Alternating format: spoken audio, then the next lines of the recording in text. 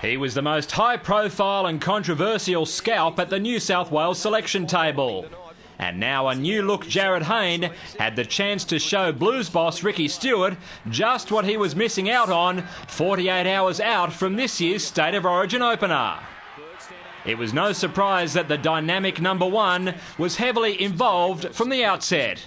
Safe and secure under the high ball and ever present in attack as the expansive Eels attempted to exploit a defensive line, missing the steal of Blues reps Paul Gallen and Cade Snowden. The Sharks were acutely aware of the threat Hayne presented and tried to shut him down. But that just left them thin in other parts of the field. To Robson, shows it to Hindmarsh, shows it again to Moy. He works Ben Smith into a beautiful gap, and the launch forward will score the opening try for Parramatta. Lovely play by Jeff Robson. Some critics had suggested that Hayne could have been worth a punt at pivot for New South Wales. And ball skills like this give further weight to that theory. Hayne, good quick ball to the outside for Atkins.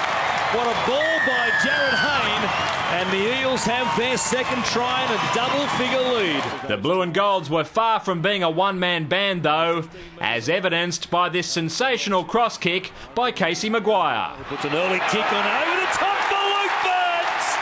It doesn't get much better than that. What a terrific kick, and the speed of Bird was absolutely blinding. Parramatta might have acquired Chris Sando for next season.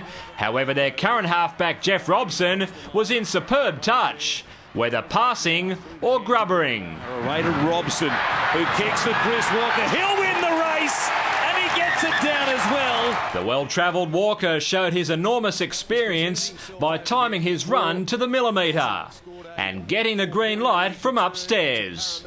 It was the Eels' fourth try in 24 minutes and had them in total control with half the journey gone. Cronulla winger Matthew Wright tried rubbing the Eels' idol for good luck, but it didn't have any effect. A voodoo doll was what they really required to interrupt Robson. Grubber, this time for himself, coming up with the ball as well, going over the top, and Jordan Atkins will have the second try of his night. And once again, it was off the good work of Jeff Robson. If Robson wasn't rolling the ball through, Hayne was hoisting it to the heavens. Either way, the Sharks were vulnerable. Put it high in the air, some pressure on Isaac Gordon. Forget the repeat set, because coming up with it, Justin Horrow is high above the pack to keep the points coming for the Eels.